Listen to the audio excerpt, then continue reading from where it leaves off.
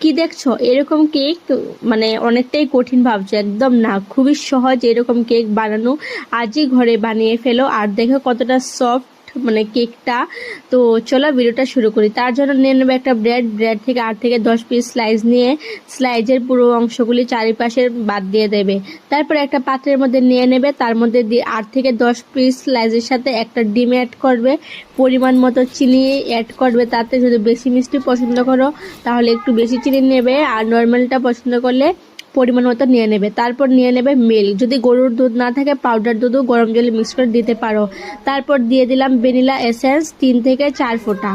তো vanilla essence যেগুলো তুমি শপে যাও কেকের পাবে।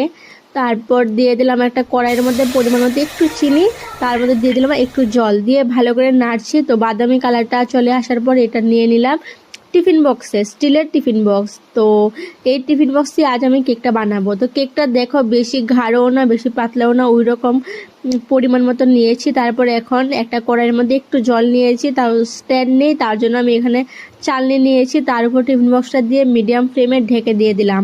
15 মিনিট পর আমি ঢাকনা তুলে নিয়ে নিলাম। তারপর দেখছি ছুরির সাহায্যে যে ভিতরে কাঁচা আছে কিনা। তো দেখলাম না, 15 মিনিটে পারফেক্ট হয়ে গেছে।